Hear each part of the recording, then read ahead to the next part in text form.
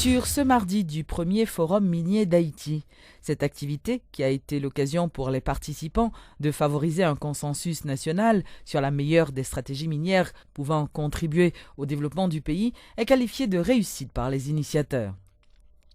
Selon le coordonnateur général du Conseil économique et social, CDES, la prochaine étape est la sensibilisation des secteurs sur la nécessité d'investir dans le potentiel minier haïtien. Dans l'agenda gouvernement, il y a une étude de validation connaissance que nous avons.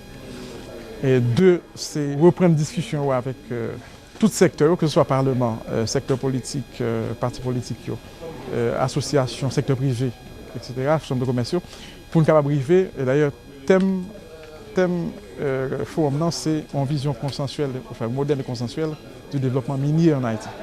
Donc, nous pas qu'à faire, et si on a raison d'être Conseil de développement économique, le postulat fondamental, pas gagner politique à mener, si pas un consensus là-dedans. L'État n'a pas de capacité pour contraindre une pièce pour faire quoi que ce soit. Il n'est pas qu'à, par décret, créer une entreprise ou bien demander aux citoyens de créer une entreprise minière. C'est sûr que dans le programme de formation, l'éducation nationale est capable de dire, et comme orientation, il faut que nous renforcer les filières techniques, scientifiques qui ont un rapport avec la mine ou les mines. Mais encore que il faut que le département qui est dans la faculté décide de former chercheurs, décider ou bien faire chercheurs entrer, décider inciter étudiants à orienter. Donc, c'est-à-dire que leur mettre en place une politique, ce n'est pas le pouvoir public lui-même, il seulement les grandes orientations. Encore une fois que la politique a fini de décider, déjà, au niveau même de l'État, il faut que chaque ministère approprie le livre. C'est-à-dire inscrit action, objectif dans le cadre plan d'action. Ce n'est pas gagné d'avance. Et ensuite, ça a demandé parfois des réformes au niveau même secteur privé. Et donc, c'est-à-dire que qu'on y a là, chaque citoyen haïtien doit commencer à rêver d'une entreprise de mine, d'exploitation minière. Mais ça, ce n'est pas par décor par le créer, c'est citoyen. Donc, tout travail de concertation, de dialogue, d'échange d'informations, de diffusion de connaissances, en fait, on va amener le public là, on va amener les sociétés, on va amener les citoyens à rentrer en logique et à épouser la logique là et à agir en fonction des objectifs logiques ça à poursuivre. Les autorités fiscales haïtiennes se préparent à lancer une nouvelle campagne de recouvrement forcé des créances de l'État. Les entreprises commerciales sont dans le collimateur des responsables du ministère de l'Économie et des Finances et de la Direction générale des impôts. Le secrétaire d'État à la réforme fiscale, Ronald Décembre, a indiqué qu'une amnistie fiscale a été accordée, ce qui permettra d'alléger les dettes des plus gros contribuables. La DGI fait état de l'annulation des intérêts de retard et amendes pour les compagnies qui s'acquitteront de leurs dettes dans les 60 jours. Les entreprises doivent donc payer la totalité de la dette ou encore établir un plan de paiement s'étalant sur 12 mois. Et en vertu des dispositions de la loi de l'impôt sur le revenu, articles 92 et 93, eh bien, il est fait obligation à tout contribuable généralement quelconque, que c'était entreprise, que c'était directeur de projet, que c'était entreprise qui appartenait à secteur public là, eh bien, ils ont gagné pour faire appliquer un prélèvement à la source selon barème impôt sur le revenu. Et prélèvement ça, il doit être fait selon barème là et dans un délai bien précis. Entre le 1er et le 15 du mois qui suit et collecte impôt, eh bien, versement doit être fait. Tout projet, tout directeur de projet, ou des gens qui travaillent dans le projet comme salariés, et même des professionnels. Les professionnels aussi qui sont assimilés à des salariés, et même professionnels ça yo concernés tout. Yo astreignent à obligation ça, sans quoi loi même dit que et bien yo tenu personnellement responsable de manque ça. Eh bien entreprise ça c'est lui-même directeur de projet ça, directeur général ça, c'est lui-même qui tenu personnellement responsable de montant, de versement montant.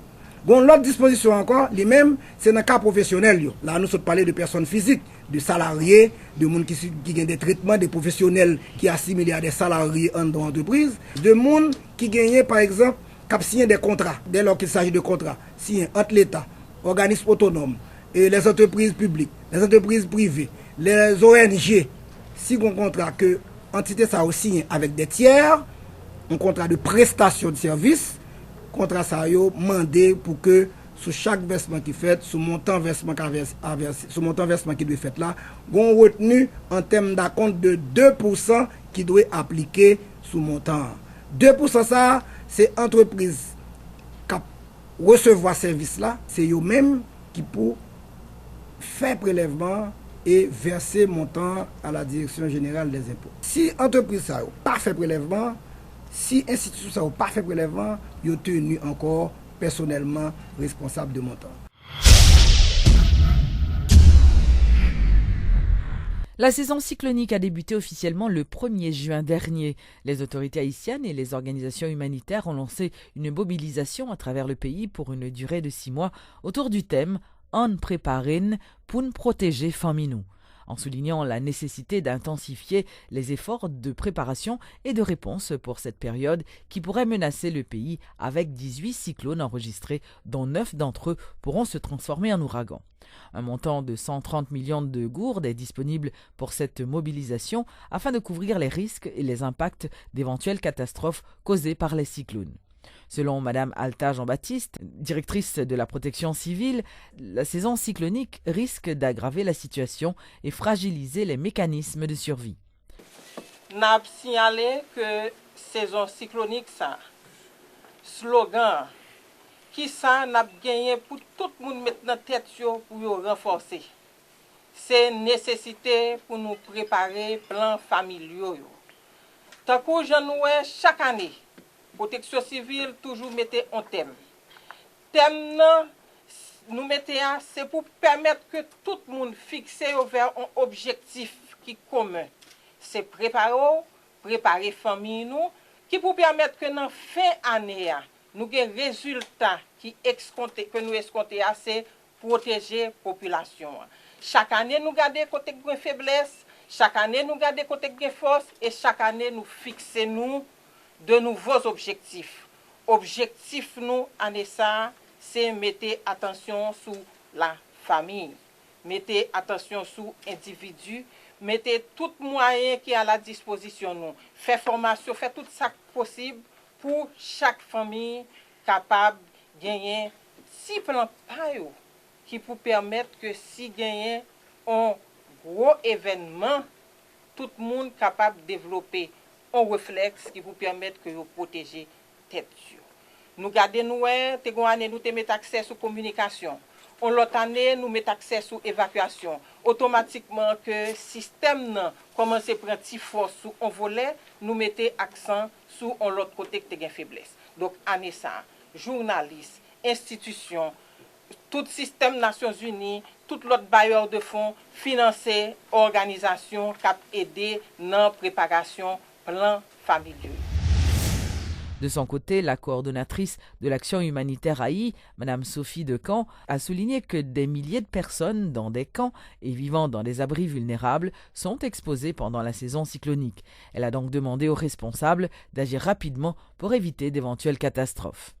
Face à ces risques naturels, la communauté humanitaire réitère son appui et sa mobilisation auprès du gouvernement pour une préparation et une action conjointe face aux possibles défis.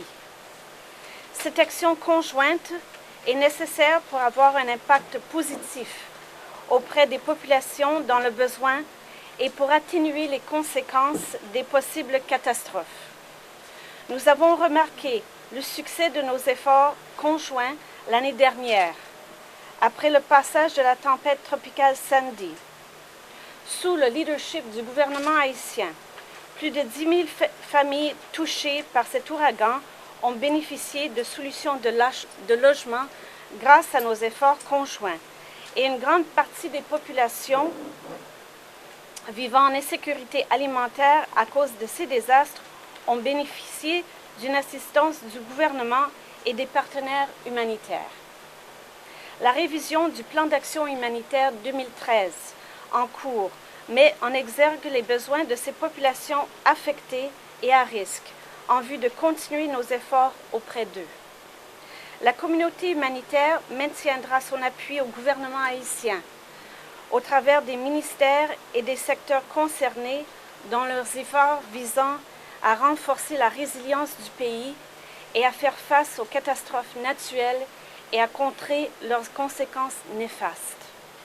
Le système des Nations Unies et ses partenaires restent mobilisés auprès du gouvernement haïtien afin de faire face aux possibles impacts de la saison cyclonique sur les populations les plus à risque.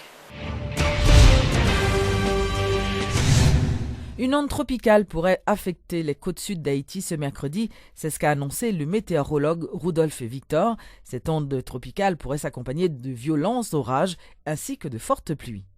Nous avons une zone d'investigation un peu au nord-ouest des Caraïbes.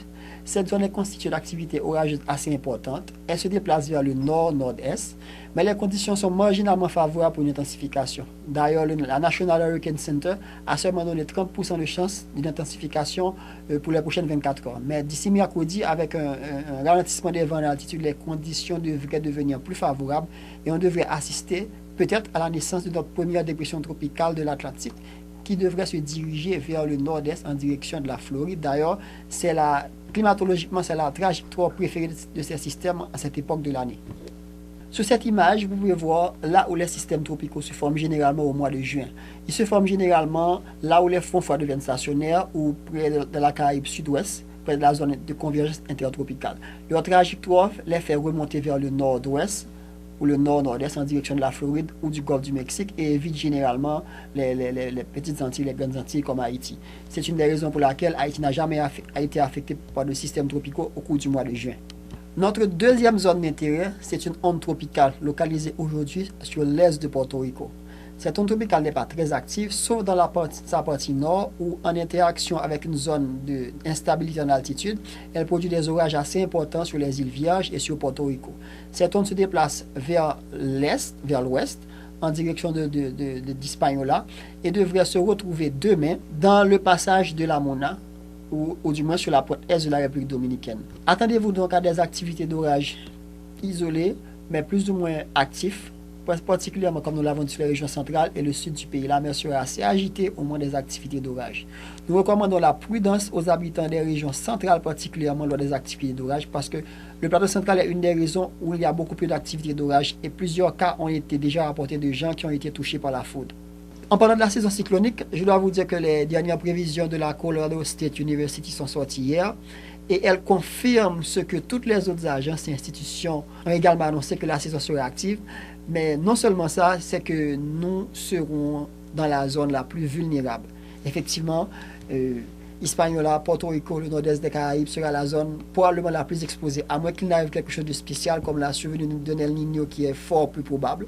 Donc, mesdames et messieurs, restez à l'écoute de Télémétropole pour toutes les informations concernant la météo locale et tout ce qui se passe dans l'Atlantique et la Caraïbe.